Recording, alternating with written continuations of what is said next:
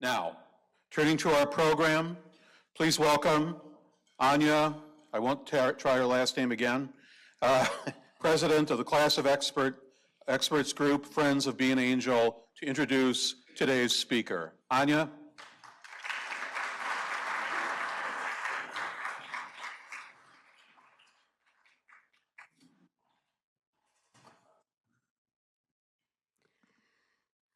Good afternoon, esteemed members of the Milwaukee Rotary Club and our distinguished guests. It is an honor to welcome a truly exceptional diplomat to our gathering today. We are incredibly fortunate to have with us Mr. Serhiy Koledov, the Consul General of Ukraine in Chicago. Mr. Koledov began his impressive diplomatic career in 2002. Throughout his journey, he has held various key positions at the Ministry of Foreign Affairs of Ukraine. Prior to his current appointment as Consul General in Chicago in 2020, and his previous service in that position from 2011 to 2015, Mr. Koledov was posted as Second Secretary at the Embassy of Ukraine in the Republic of Kazakhstan, bringing a wealth of experience and expertise to his vital role. As Consul General, Mr. Koledov's district is extensive, covering 11 states in the heart of the Midwest, including our home state of Wisconsin. In the current geopolitical context, his role is more critical than ever, focusing on fostering essential economic, cultural, and political ties, and providing steadfast support to the vibrant Ukrainian diaspora across his vast region. Beyond his official duties, Mr. Koledov is known not just as a representative, but as a deeply approachable and caring individual who is genuinely present and active within the community, connecting the people on a profound human level. His dedication to building bridges, fostering understanding, and supporting his community aligns perfectly with the Rotarians' motto of service above self, and our shared goal to building goodwill and stronger communities. It is with immense pleasure that I ask you to join me in giving a very warm Milwaukee welcome to Consul General Serhiy Koledov. Thank you.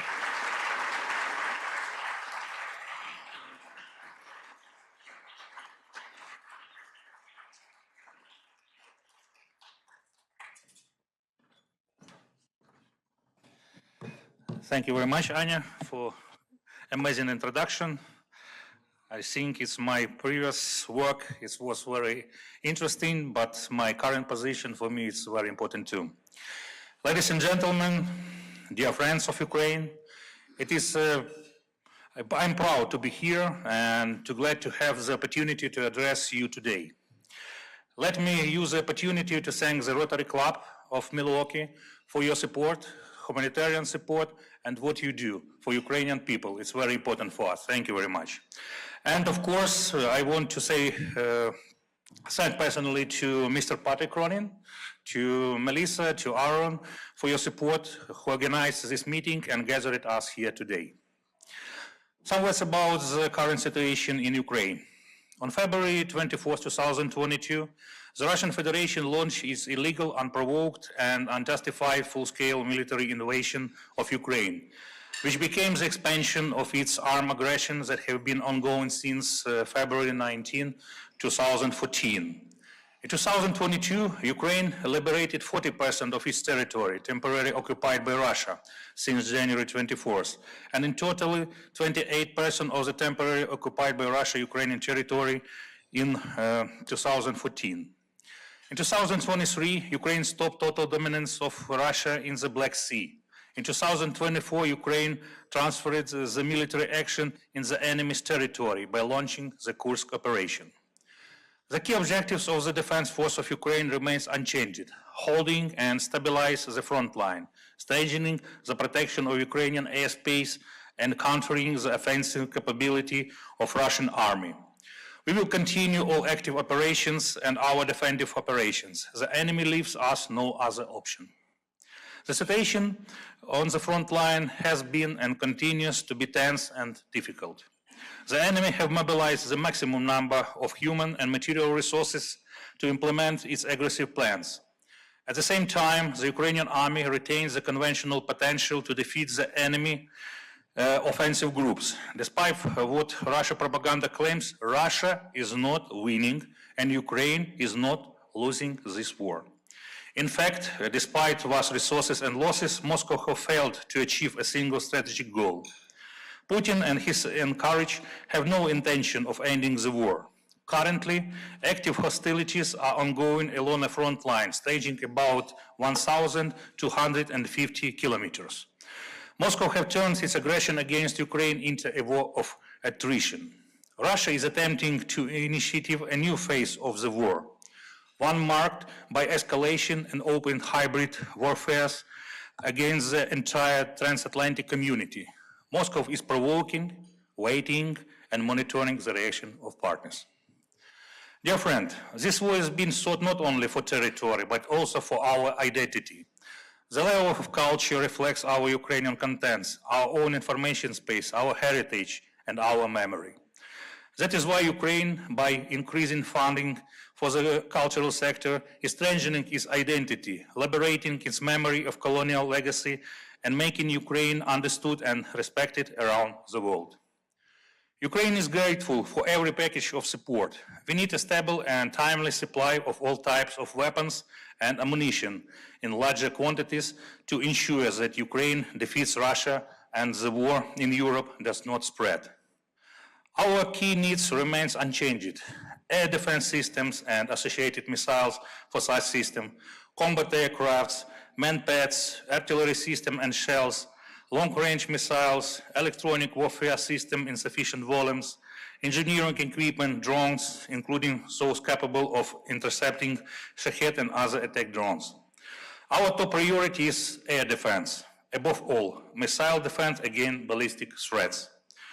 Enhancing Ukrainian air defense capabilities through modern aircraft, ammunition, spare parts, and pilot training is essential not only for protecting lives, but also to ensuring long-term security and stability in Europe. Ahead of winter, we must fully implement every agreement regarding the supply of air defense system and missile to them. The nature of combat operation is making drones the main assault weapon on the ground units. Only modern and powerful electronic warfare equipment can provide reliable protection for our servicemen who are attacked by enemy drones, which are extremely numerous at the front. We are grateful to the US administration and Congress and the American citizens for their proactive stance in holding Russia accountable for the invasion of Ukraine and for the extraordinary military and financial support to our country. Today, more than ever, Ukraine needs solidarity and support from the international community. We need both weapons and humanitarian aid for our people to rebuild the cities. The generous financial and technical international assistance is warmly welcomed by Ukrainian people. Right now, it is the best investment in the safety and long-term well-being of families in the democratic countries of Americas and Europe. Dear friends, Ukraine, Europe, and the world needs a comprehensive, just, and lasting peace. Ukraine wants to end this war more than any other country. It must be a real peace, not appeasement of the aggressor. Ukraine has a clear vision how to start a real peace process. We coordinated our position on the peace process with European and American partners. 5 major principles on the matter were agreed. First, no decisions concerning Ukraine's future can be made without Ukraine. Diplomacy regarding Ukraine and Europe must be conducted together with Ukraine and Europe. Second, the priority is to end the killing, and it's Russia that must agree to ceasefire, which is in the first step toward the genuine peace process. Third, there must be security guarantees for Ukraine, legally binding and strong, effective, and truly reliable ones. Fourth, Russia cannot have veto power over Ukraine's EU and NATO prospects. Ukraine has a sovereign right to decide its future, to implement its foreign policy course, and to choose alliances. And fifth, peace talks should be combined with proper pressure on Russia. We will not give up our territory to Russia. The answer to this question already in the constitution of Ukraine. Ukrainians will not give their land to the aggressor. The Donetsk and Lugansk regions are strategically important to Russia for potential future offenses. Should Ukraine voluntarily withdraw or be compelled to relinquish control, it could trigger to the new stage of Russia aggression. Any rewards for the aggressor are unacceptable and will only encourage future invasion into Europe. Ukraine's position is the security of Ukraine and the Euro-Atlantic community is indivisible. We will not agree to any foreign dictate regarding the structure, number, and other characteristics of the defense force of Ukraine. We will not accept any restriction on Ukrainian sovereignty, our domestic and foreign policies, including on the choice of alliances that we would like to join. Ukraine is ready to constructive steps that can bring to peace closer. Only at the level of leaders can we achieve real results. A noble agreement for peace is needed, but by refusing direct talks with President Zelensky and rejecting to end the killing, Putin reconfirms that Russia remains the only obstacle to peace and the main driving force behind the war, terror, and aggression. Putin took no steps towards peace. Russia detects a ceasefire and escalates terror against Ukraine, carrying out horrifying terrorist attacks on civilians. It continues to pursue ultimatums and imitate diplomacy, at the same time rejecting a leaders' meeting. Every single day, the Russia rejects the possibility on ending the war, of ceasefire and truly talking about peace. As you see, a few days ago, before the meeting, President Zelensky and President Trump has a telephone conversation with Putin. After that, the position of the United States changed, and our country must do every possible to change their proposals. What we will do after the war? The signing of peace agreement will open opportunities for large-scale investment in the reconstruction of our country.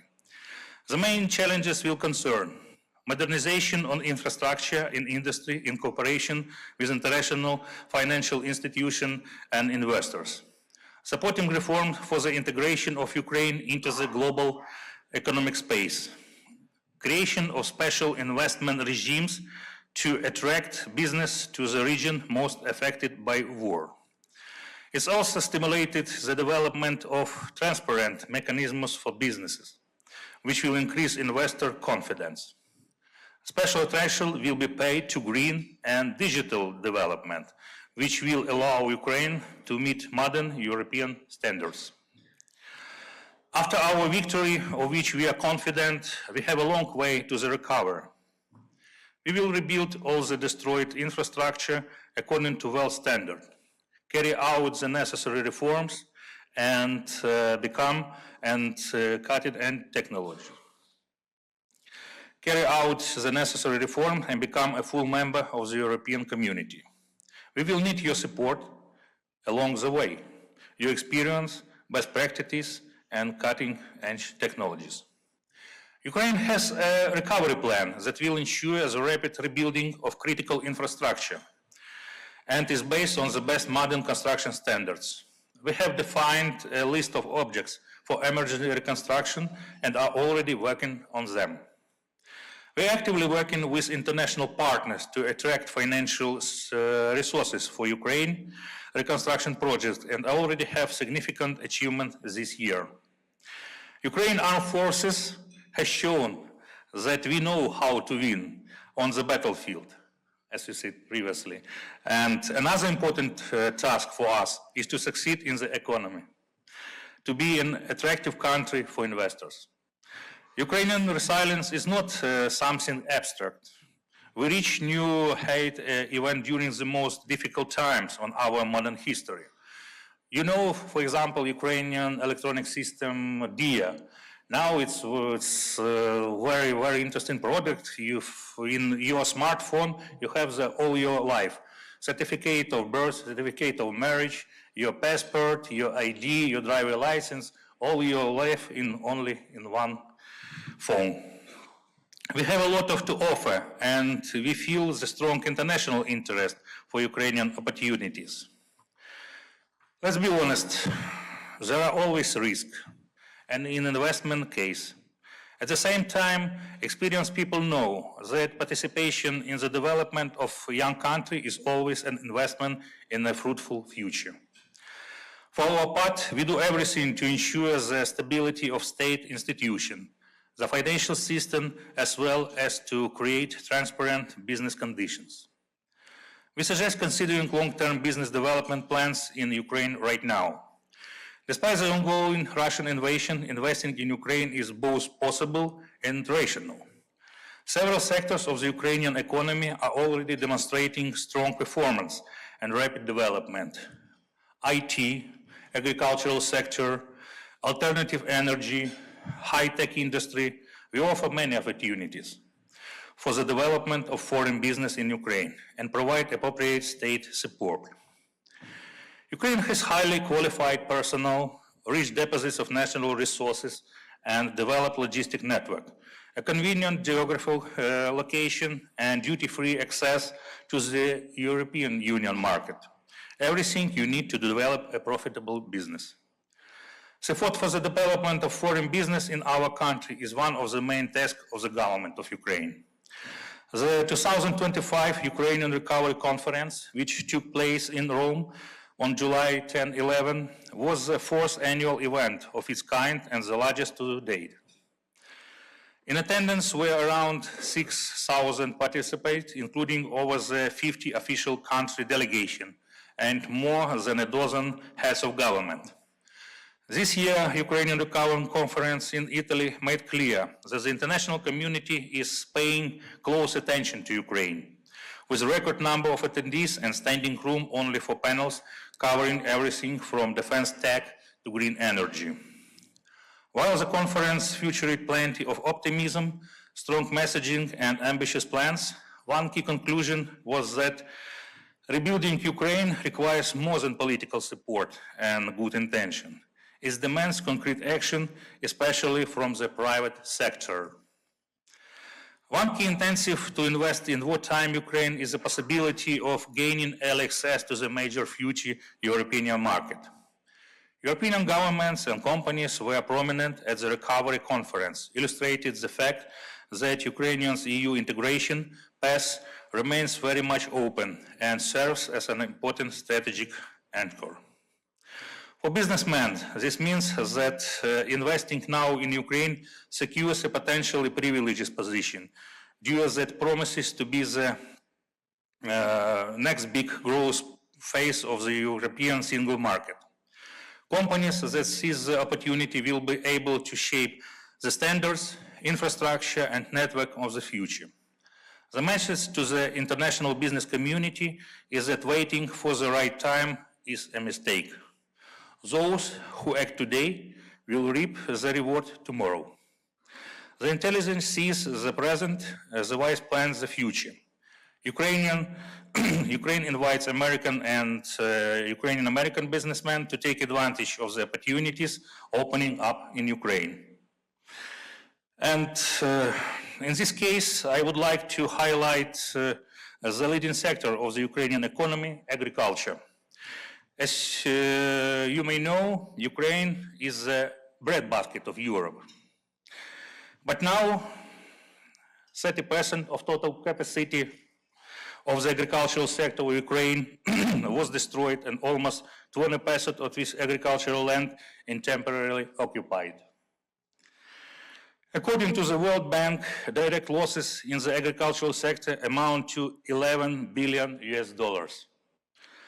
The total losses of Ukrainian agriculture sector due to the Russian full-scale invasion amount to over $83 billion, and the need for reconstruction and recovery of the sector amount $55 billion.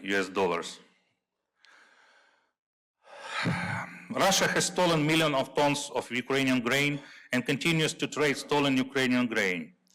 Everyone who accepts it is accomplices in the theft.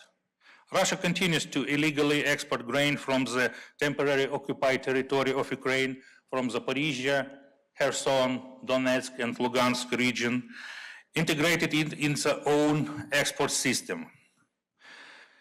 Since the beginning of the full-scale invasion of Ukraine, Russia have appropriated approximately 15 million tons of Ukrainian grain, a figure that continues to grow. Wheat labeled as Russian is purchased by 70 countries, while over grain export from Russia reach 108 countries. Among the main buyers of stolen wheat are Egypt, Turkey, and Iran. We have the necessary data to prove the grain's origins and transportation routes from the temporarily occupied Ukrainian ports. All of the vessels, companies, and organizations involved may be face severe sanctions. Mining of Ukrainian agricultural land to enormous losses for agriculture. Today, 1 ga of Ukrainian land means 18 people in the world safe from starvation for a year. That's why we need to demine agricultural land as soon as possible and return it to use. This year, 3 billion Ukrainian hryvnias were allocated for the program of agricultural land demining. With an effective irrigation system, yields could increase 2 to 3-fold. The situation is more challenging in the east and south of Ukraine. In other regions, following the destruction of the Kakhovka hydro power plant, there were also issues with ensuring sufficient water supplies for agricultural lands. The sooner reclamation system is established and operation delivering water to farmers, the faster the agricultural sector will recover, enabling Ukraine to strengthen global food security. 65% of Ukrainian agricultural products are destined to export. 65%. This supply are particularly important for countries with dire need to food. Today, 35% of the grown product are lost due to the lack of proper storage condition. We call on the state to cooperate in building a network of vegetable storage facilities in Ukraine. However, even under the circumstances, Ukraine remains one of the leading guarantors of global food security. We deliver product to more than 100 countries, to the more than 400 million people. What's statistics? Our position to our European trade partners is clear. We are asking for a partnership that functions in wartime condition. The Ukrainian market is not a threat to Europe. We are part of its resilience. Our farmers are reliable suppliers, not competitors, as Russian propaganda attempts to portray. Ukraine only increased the capabilities of the European Union, and the European Union have many points of contact where they can work together, supporting Ukraine today and investment in the stability and food security of all Europe. Today, 52% of Ukrainian agricultural products are exported to the European Union, but we need to diversity. Ukraine steps up its presence in the market of the Middle East, Africa, and Southeast Asia. There is already a positive trend for the Ukrainian in the region. Since the first day of the full-scale invasion, Russia has done everything to block Ukrainian ports in the Black Sea. Such action destabilizes global supply chains and pose threats to the global food security. The aggressor state deliberately intensified its attack on the port infrastructure in the Ukrainian south, trade vessels and grain storage facilities, in order to reduce Ukrainian export potential and provoke a food crisis in those parts of the world that are directly depends on Ukrainian grain supplies. The Ukrainian maritime corridor ensures regular transportation of products to 53 countries. The destination include Asia, Africa, Europe, and Latin America. Since the beginning of a full-scale invasion, Russia have launched more than 500 missiles at our ports, especially to Odessa and Pivdennny, and damaged about 400 port infrastructure facilities, more than 30 vessels, and injured 106 civilians. More than 100,000 tons of agricultural products were destroyed. Last year, in Odessa region, air alerts were announced more than 800 times. The total time port workers announced forced to interrupt operation and stay in shelters exceeded 32 days. Despite this condition, the logistic process did not stop and stable export has ensured. Since the launch of the Ukrainian maritime corridor, the ports of Odessa region has already proceeded over 123 million tons of cargo. It is important to protect port infrastructure from terroristic attacks in future. On November 2022, President of Ukraine, Volodymyr Zelensky, launched humanitarian food program, Grain from Ukraine.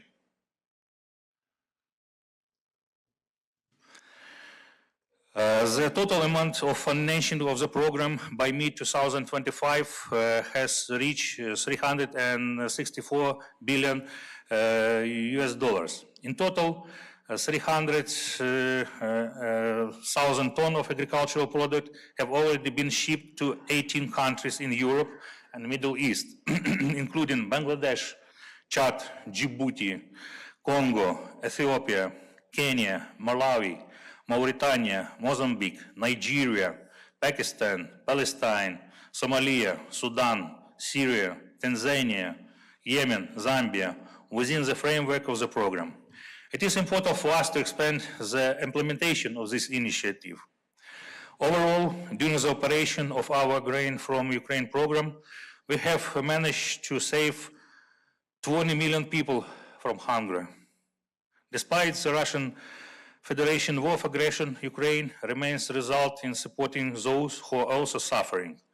We are ready to help more, build food hubs in Middle East, North Africa, and Sub-Saharan Africa.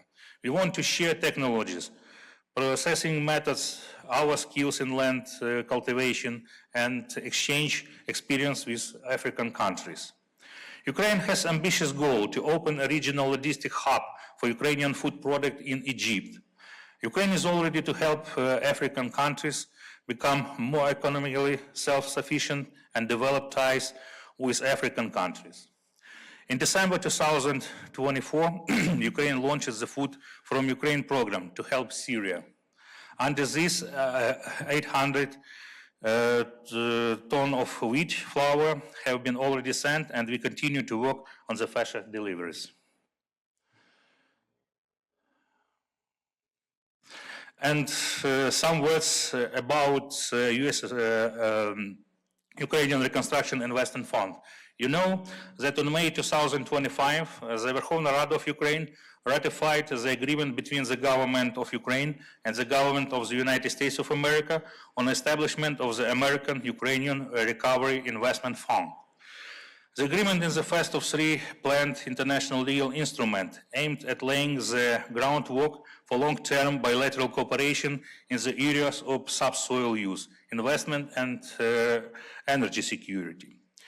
Declarative in nature, the agreement reaffirms and strengthens the strategic partnership between parties, supports the long-term reconstruction and modernization of Ukraine in response to the widespread devastation caused by Russia's full-scale invasion, in pursuit of a peaceful, sovereign, and resilient Ukraine.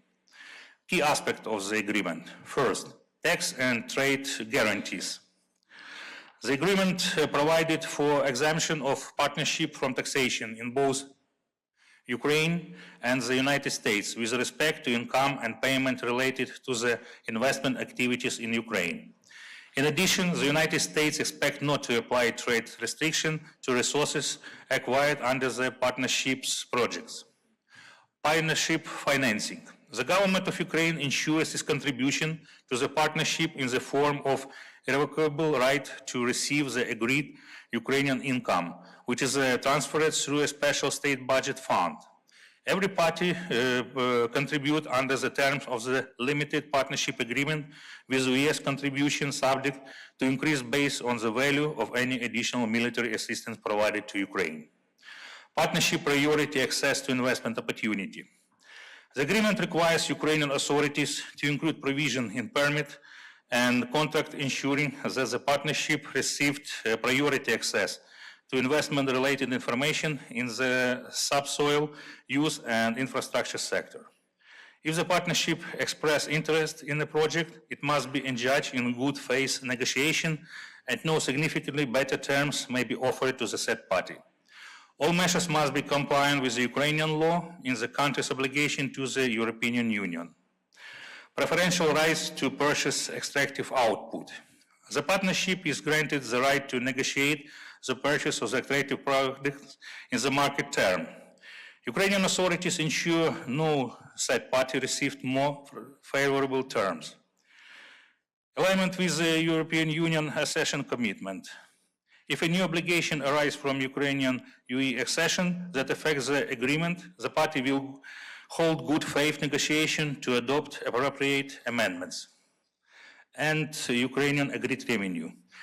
Define as 50% of royalties, license fees, and rental payments received by Ukrainian state authorities from new subsoil licenses or special permit used after the limited partnership agreement coming into effect.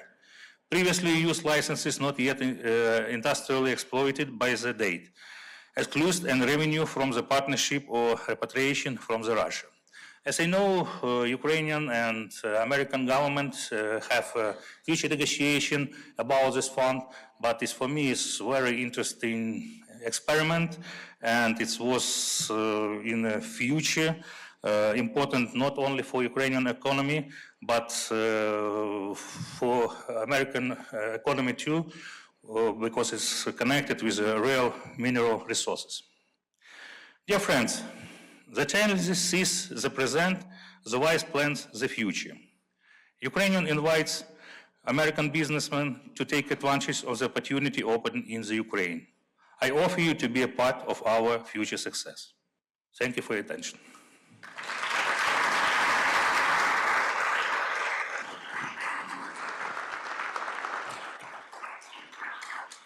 Thank you so much for taking the time to speak with us today. If anybody has a question, we'll now open the floor up for questions. On time.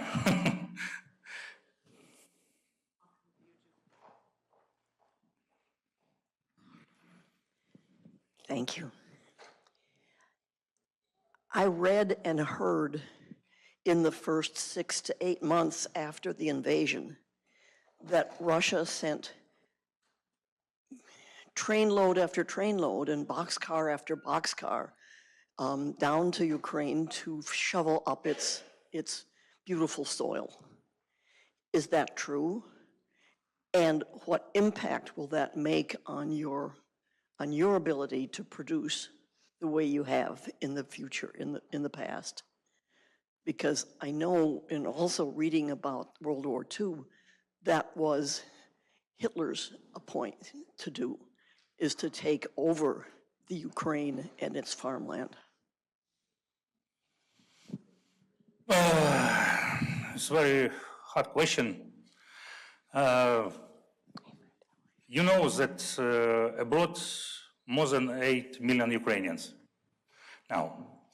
And as I said previously during our meeting, that according to the statistic, every half a year, another 20% of Ukrainians want to stay at the country they currently live. And of course, it was a problem to back our Ukrainians to Ukraine, because they work hard and they will be an integral part of the society. Our Verkhovna Rada and PAS and President signed the law of dual citizenship. We do every possible that Ukrainians have a tie with their motherland. And of course, it's dependent of security situation, have possibility to work in Ukraine. It's a very, very hard question.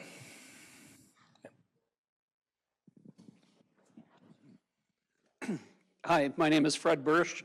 I noticed one of your slides says the average farm is not that large. Other than occupation, during the war, what has been targeted in terms of farming, and how is the spirit of the farmer held up that you want to continue to plant a crop in hope that months later you can harvest it and that you can transport it to either your own people or the world? I mean, the whole idea of farming being a small enterprise, how does that continue forward in wartime? We have a good example. One of a farmer have anti-drone rifle, and where his colleague work, he fight with drones. Of course, our army do every possible that supports our economy, agriculture, but sometimes farmers fight personally with Russian invasion. It's very hard because Russians try to fire its harvest. You see some video how the tractors walk around the fire, and every time we do every possible that farmers have another possibilities. For example, Ukraine, agricultural country, but previously it's we have more agricultural soil in Kherson region, in Zaporizhia region. It's now temporarily occupied. But now we develop is our agricultural section in Western Ukraine. For example, in my native Khmelnytsky region, in Lviv region, in Ternopil region, a lot of farmers from South Ukraine transfer their business to Western Ukraine. And for example, now in the Ternopil region, they are grown tomato. But previously it was only in South we do.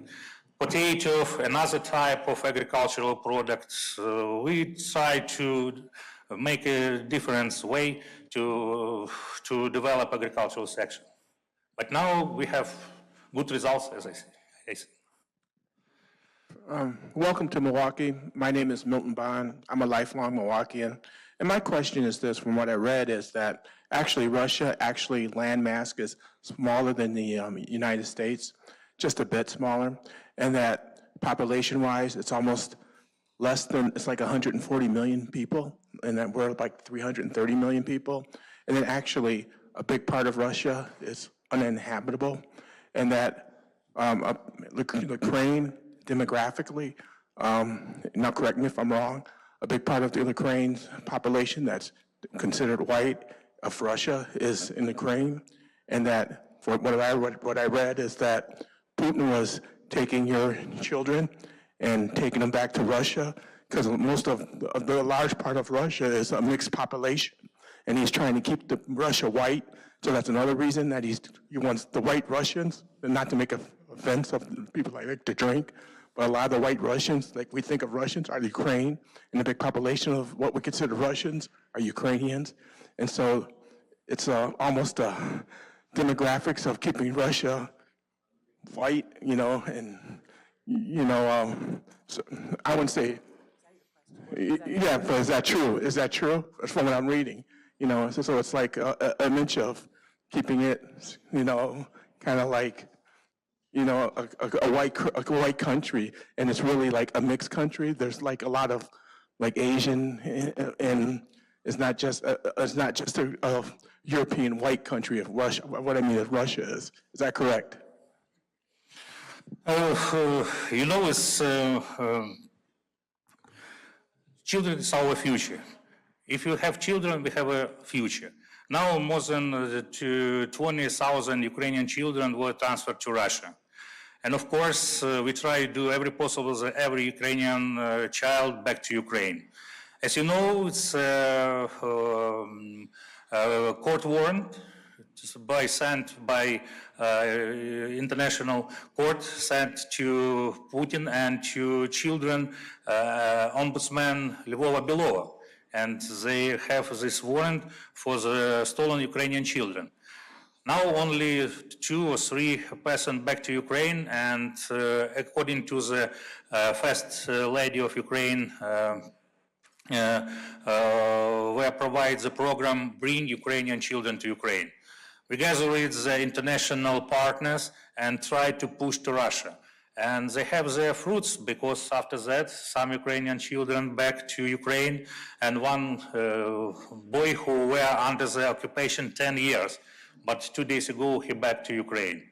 We must to push Russia, must to push in different levels, and of course, I am agree with you. We have now in huge demographic situation, more than 8 million people, mostly women, young women and children abroad, and more than 20,000 in Russia, and they have everyday Russia propaganda, and they're training for Russia military, for future military forces, and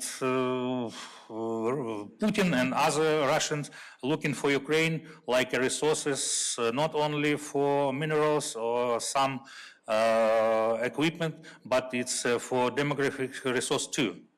They try to show that you are not Ukrainians, we are Russians. We're two different nations. We have our own country. Ukrainians have different language, and we fight for this achievement. Thank you. Okay, thank you. Thank you. Thank you for being here and your informative presentation. My name is James Robinson. I had a question in looking at recent news media talking about Russia's increased attacks on the energy infrastructure in Ukraine and significant impacts to communities without electricity and heat. With winter coming and things getting more difficult in that period, I'm wondering what your immediate needs are to rebuild the energy infrastructure now and into the future, because that's so essential to everything you're trying to do. Yes, thank you. It's a good question. We have the same situation, as you know, it's December 2022, January 2023, where they try to do blackout in Ukraine. It was a huge time because my parents, my two sisters, and newborn nephew were in Ukraine at the time. My nephew was born during the missile attack in Kiev in December 12, during the blackout. But thank you for our Western and American friends. They help us to change and to renew our electricity systems, and especially countries who have the same equipment. It's a former USSR, because mostly our energy were produced before the USSR collapse. And now we have a good experience how we can change the part of the system, and I think we do every possible that this summer we have a comfortable life with hot water and with electricity. And I must say that our Ukrainian energy workers, it's heroes.